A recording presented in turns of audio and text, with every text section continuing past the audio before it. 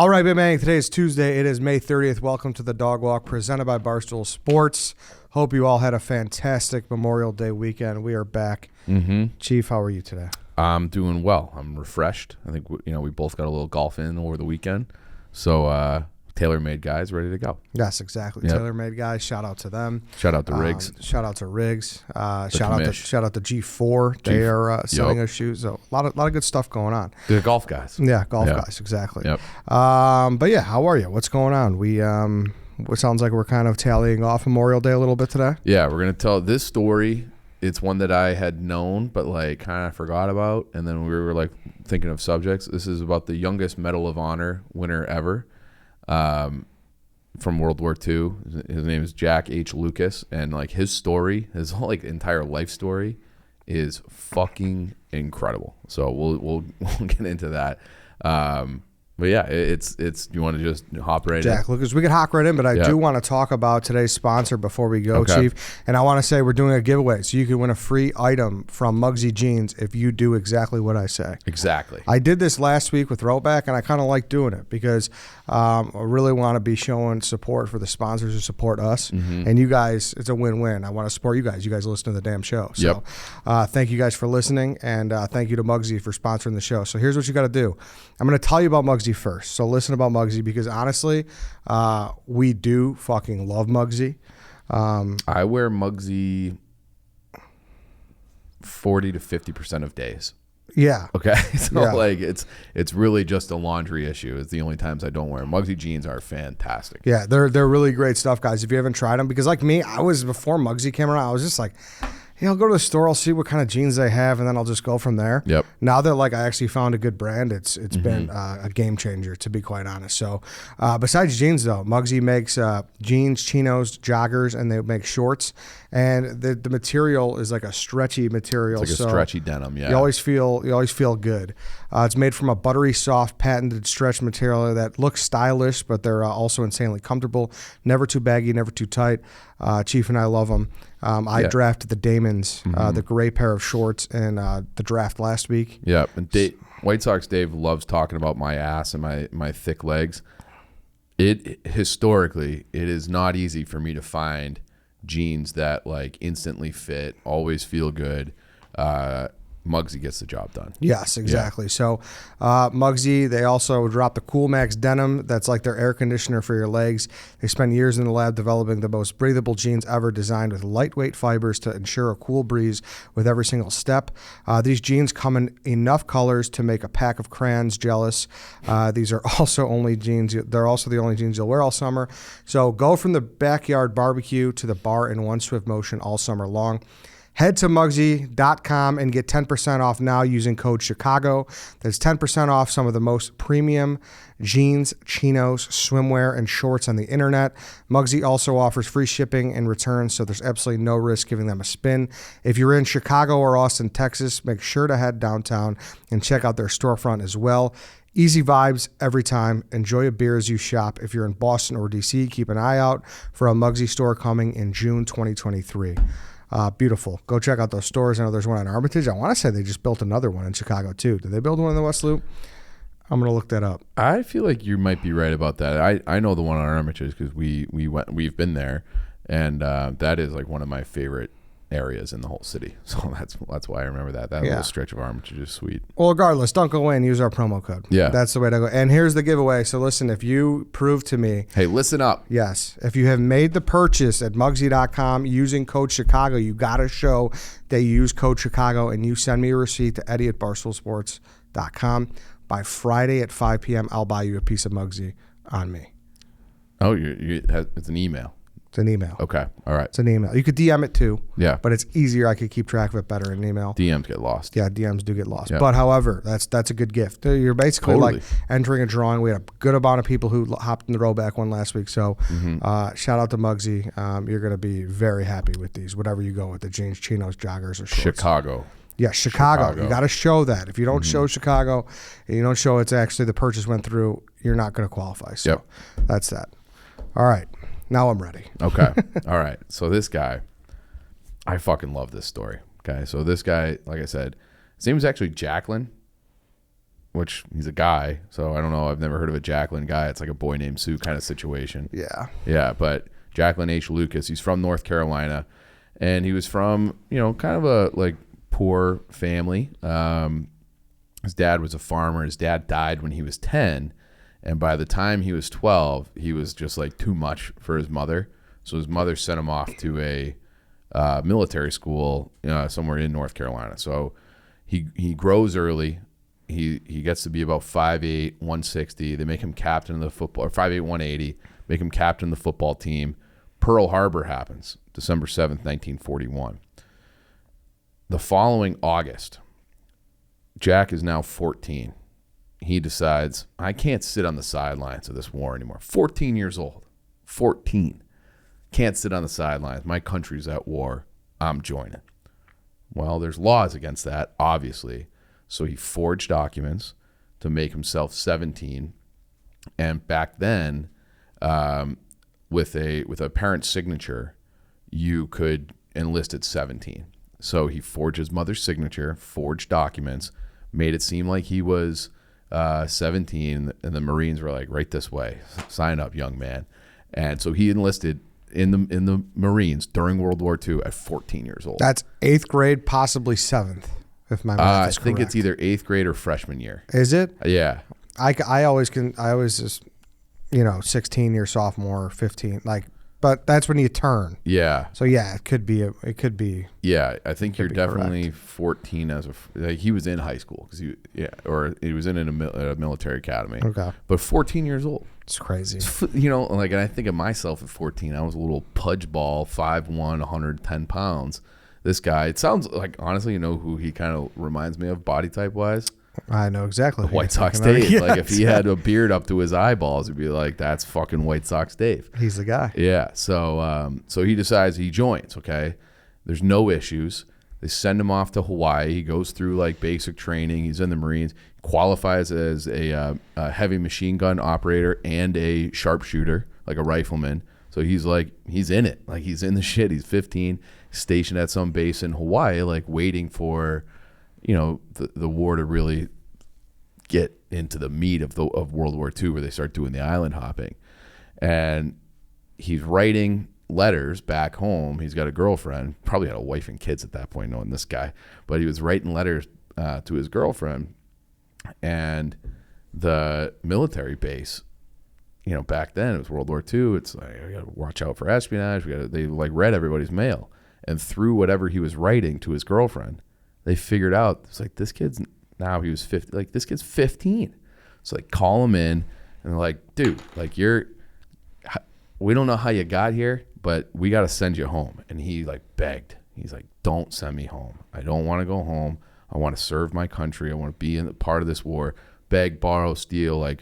So they say, all right, well, you can't be in a combat unit anymore because this issue of you being a child. Okay. So they let him stay in Hawaii where he was stationed, but he was a truck driver.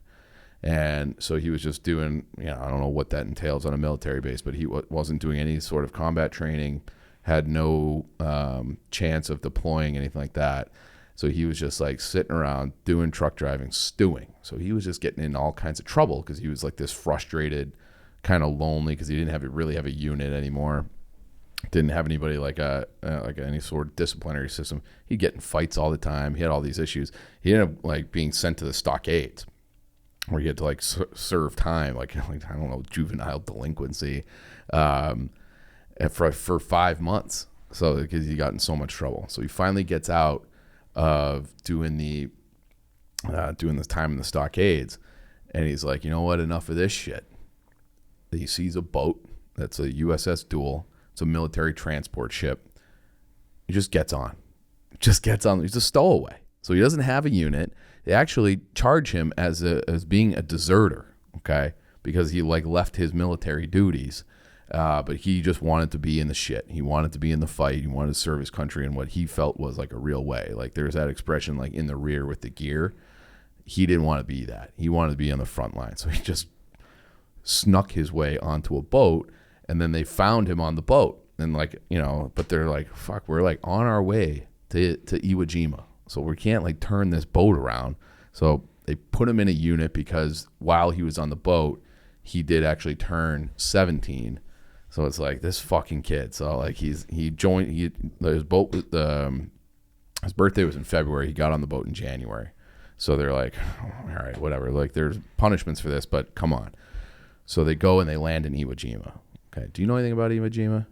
I can't say that I do. Okay. So there's been movies about it. And it's like, have you seen that iconic picture where you have all the guys like putting the flag up? Yeah. Okay. So that's from Iwo Jima. And it's one of the bloodiest battles in history. So it was 70,000 U.S. Marines against like 20,000 Japanese. 7,000 U.S. Military personnel died. 20,000 were wounded. And if you think about that, that's like more than, we've been fighting Iraq and Afghanistan for what, 20-something years. I think we had 5,000 total die. So you had in Iwo Jima, you had 7,000 die in a day, in a couple of days, in one battle. So it was like a very bloody, one of the bloodiest wars of the Pacific, and one of those like most famous Marine battles ever. And so he was in that. And it's like they're on this like rocky kind of volcanic island. They're trying to like dig out the Japanese and like take over like airstrips so they can do other missions. And it is like, it's like foxhole to foxhole. Like it's like some of the most gruesome. Like if you watch, there's a movie like Flags of Our Fathers, and then there's an HBO show. I know you haven't seen Band of Brothers, but they did another one about the Pacific Theater called, I think it's just called The Pacific. It's not as good, but it's worthwhile. And they show like some of what this fighting looked like. Fighting in the Pacific looked fucking horrible, no matter where you were, and this looked particularly bad. And so he's in this fight. He's in like a trench effectively. And the way it's described, it was like there's a Japanese trench almost like from me to you. Like that's how like close the fighting was. And so his gun jams. And while his gun jams, 2 grenades are thrown into his trench. So he, I think he kicks one of them like down a hole. And then the second one comes in, he jumps on it. He pulls it underneath his body, holds it in tight, gets fucking blasted, okay? Goes flying through the air and lands on his back. Everyone's just like, well, he's fucking dead. And they just leave him there. They don't discover that he's still alive until like another unit comes through because he got blown. They're still like fighting, basically almost hand-to-hand combat. So they're not like checking on him. They're just like, that guy got blown the fuck up. So another unit comes through. They realize he's alive. They take him like back a little bit, try to keep him alive. And then I think once it got nightfall, they were able to get him out of there and get him to a hospital. He had over 200 pieces of shrapnel all through his body. Like just, grenade. He like pulled a grenade into him and it blew up. So he needed like almost 25 surgeries to remove all these, different pieces of shrapnel, and lived. Like he survived those wounds and saved, it's probably everybody in his foxhole, in his trench die if he doesn't literally jump on a grenade to save everyone. And he somehow survives this thing. So, he recovers from his wounds. Like he never goes back to active duty because he got blown the fuck up. And he gets the Medal of Honor awarded to him by Truman in 1945 at 17. So like he started fighting at 17. He was at the Battle of Iwo Jima, saved. I don't know how many people were in that foxhole with him, but he is still to this day the youngest person ever to receive the Medal of Honor, because that was like the bravest thing anyone had. There are 27 different people actually won the Medal of Honor from the Battle of Iwo Jima, to give you an idea of like the type of fighting that was going on there. But he was the youngest, and it's like a miracle that he survived that. So after the war, he gets married a couple of times. I think he ended up having like 7 children with a few different women, and he's working in business. He gets his degree from High Point University, and he just decides, you know what? 1961 rolls around. He's only like 31 years old still. He's like, I'm a military guy. I'm going back in. Like the Vietnam stuff was heating up.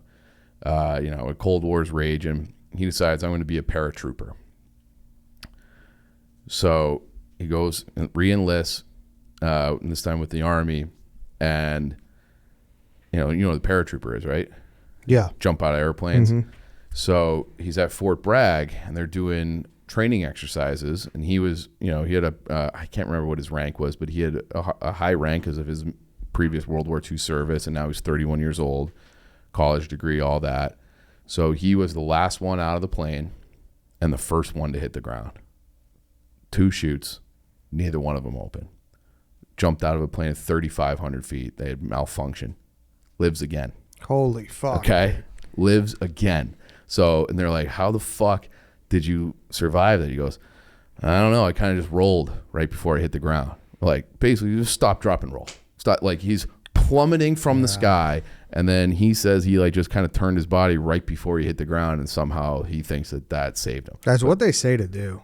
Really? I've never heard that. Like, no. if you gotta jump out of like a big window, they say the best way is to like roll into it. Like, does that make sense? Yeah, I suppose. I mean, in theory, it makes sense. Dissipate the impact a little bit. Correct. Yeah, you're not just having one smack dab impact. Yeah. You're legitimately just it's absorbing everything. It makes sense. Yeah.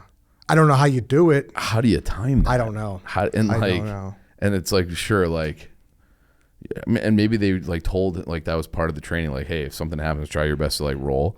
But like, if you're free falling from 3,500 feet and like you mistime your roll, like I don't even know how you even think to do that, how you execute that.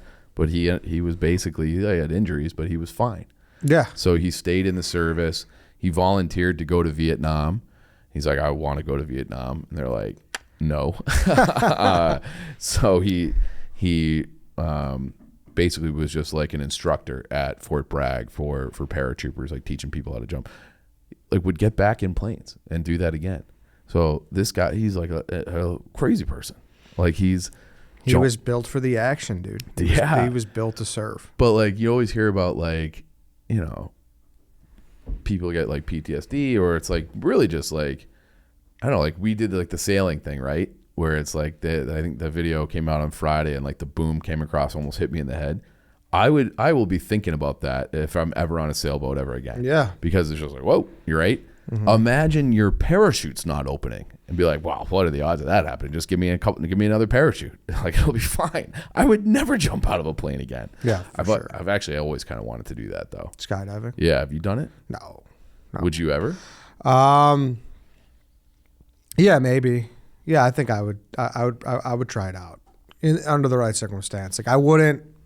What would be the right circumstance? I wouldn't lead the pack. You know what I mean? Like I wouldn't be sitting there like, all right, hey, like I wouldn't be gathering the group. Like I'm a big group gatherer. Yeah. And like the plan, the president of the frat. Yeah, like I'll make the plan and let's go do it. That's not something I would gather. Like if someone like, hey, I did this for us, like let's check it out. I'd be like, all right, let me think about this for a little bit. Yeah. I'm not saying confirmed, but I think I would probably. Could you get bullied into it? Yeah, I could probably get bullied into it. Like, I'm not like a hard no. Okay. I used to say, like, although I don't know, would you do the bungee cord ones? I'm more afraid, for whatever reason, of bungee jumping than I am of skydiving.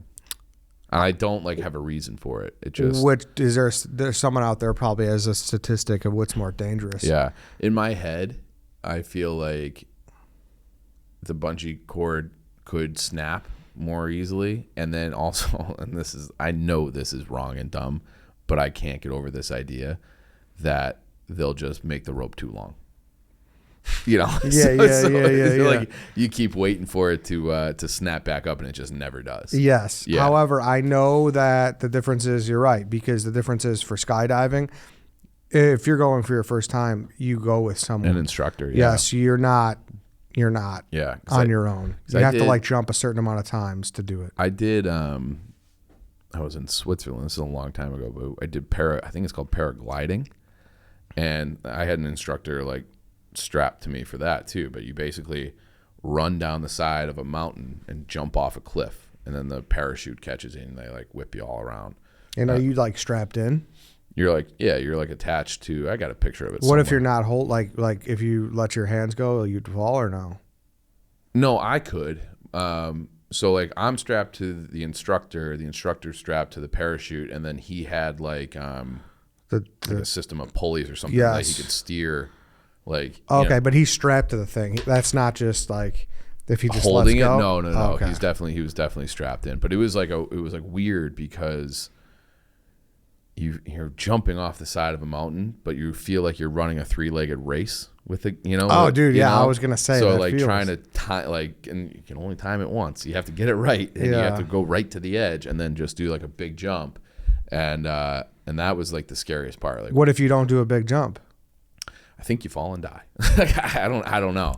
But who would sign up to be an instructor for that? You get the moron who doesn't know how to run a 3-legged race. Like, yeah, true. That's if you have like a clumsy guy. Yeah. Yeah, I remember. So I was probably in my early 20s, and I was in pretty good shape back then in my early 20s, and they're all these like European kind of like hippie, skinny, like soccer player looking dudes. Yeah. And I'm like how I am, with big shoulders, but I actually like lifted weights back then. And the guy, like, we stayed up in the air we jumped off first, and we stayed up in the air the longest.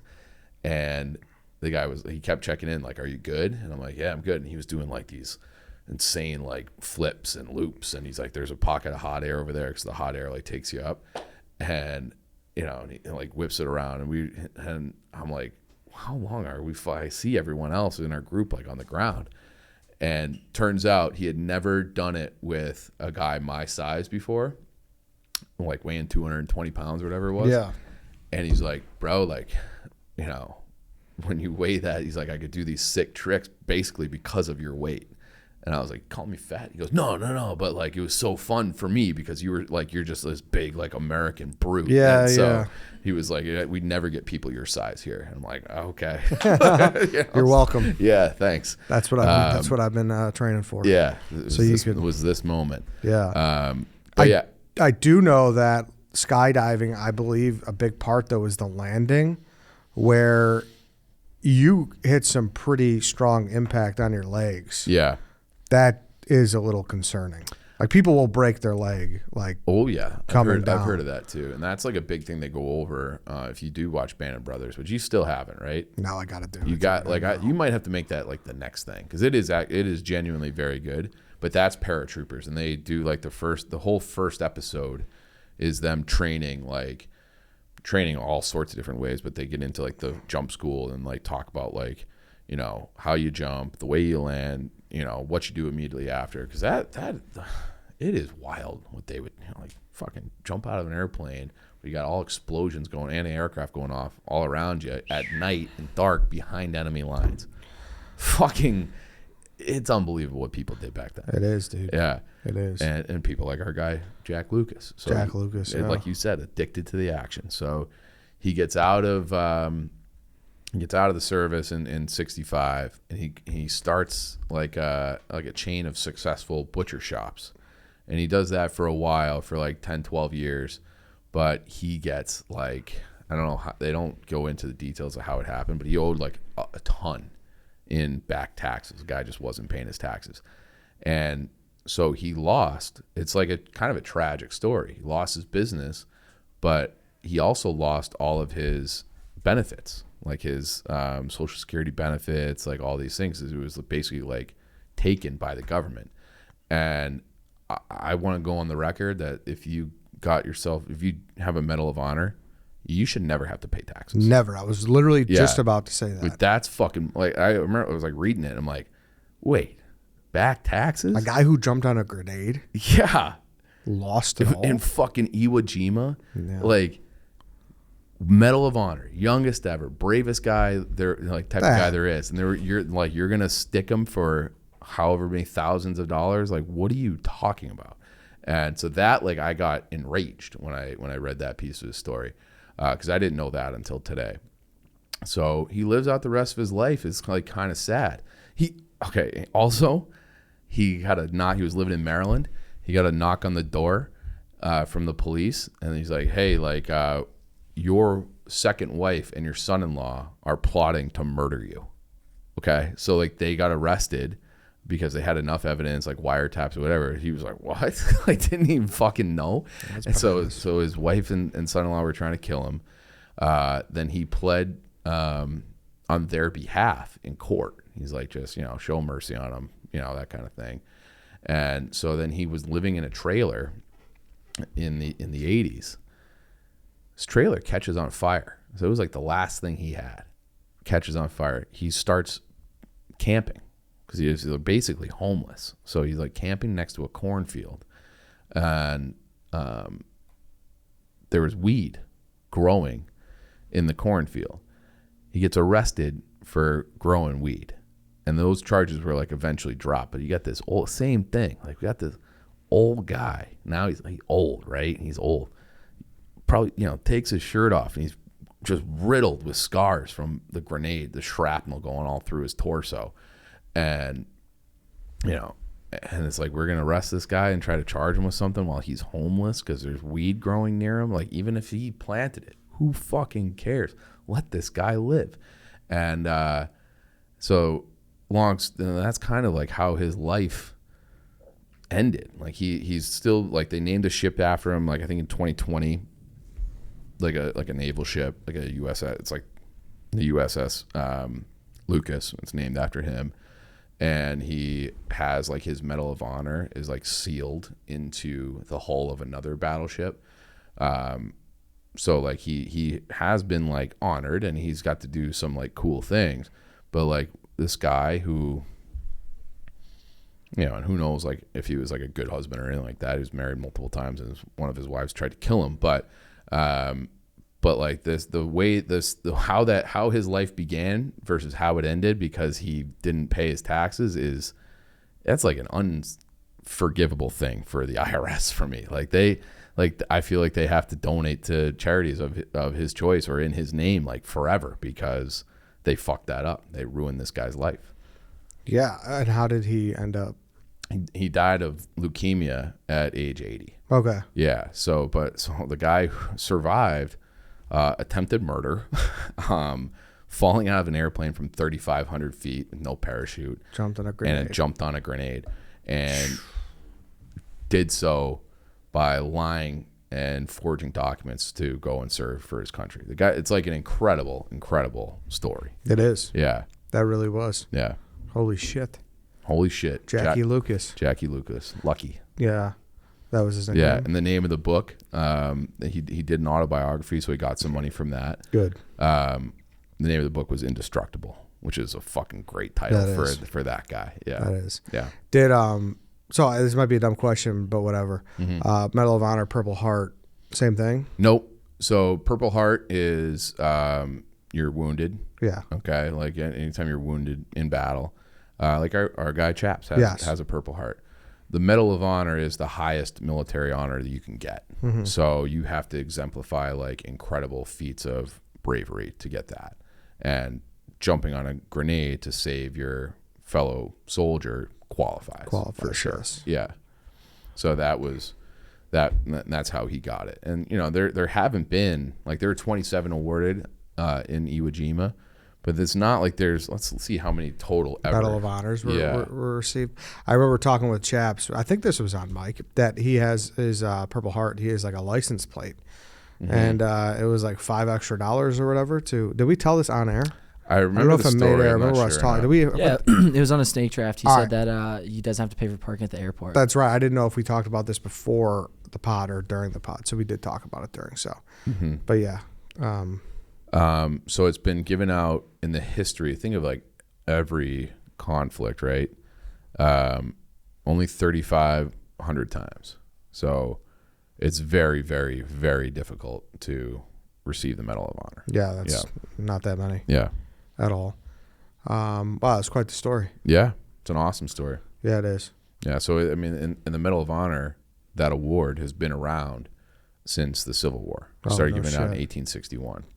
Yeah, so 3,500. Yeah, right. Yeah, exactly. So, so he's in that club and earned it for sure. Yeah. Another dumb question: mm-hmm. Are grenades still prevalent? Totally. Yeah. Yeah. Yeah. I figured like all moved to like drones and shit like that now. I mean, you should sit next to this guy, White Sox Dave. Will just pull up videos of the war going on in Ukraine. They're using Grenades are still. Oh yeah, and they're definitely in Vietnam. They're definitely like, because you know what I mean. Though it seems kind of. mm-hmm. I don't want to say antiquated, but you need to be really in close perimeters, unless if you have like a. No, fucking, but think about like, you know, you're doing forced entries, or you're, Yeah. you know, it's urban warfare. You just throw it in the room and get behind the wall, and like that, Yeah. you know, you'll still see that, and it's definitely like the videos of the war in Ukraine are like horrifying, and Yeah. it looks kind of like World War II. Yeah. Well, that's I know Russia's like, from by all accounts, kind of behind the eight ball with their technology and their artillery and whatnot. So that's why I didn't know maybe if they're still using them, but is it still? Yeah, I mean, U.S. military still using them? Yeah, they definitely use them in Iraq and Afghanistan Yeah. for sure. Yeah, but it's not like it. You're right. You know what I mean? it's- Like that, I genuinely thought drones have kind of. No, there's still boots on the ground. You Yeah, know, there's still stuff like that. Yeah, so like you had like, Because they don't do the old school like line versus line. well, that you hasn't know? happened since like the Civil War. Yeah, yeah. So you know? well, really, World War One. Yeah. was kind of the official end. Like you had the Industrial Revolution. Because back then, if you're shooting a rifle, like the technology, Got to get close. relatively close, but like you weren't even shooting what we would just like think of when you close your eyes and think of a bullet, like this aerodynamic, you know, cone shaped thing that flies through the air and spinning.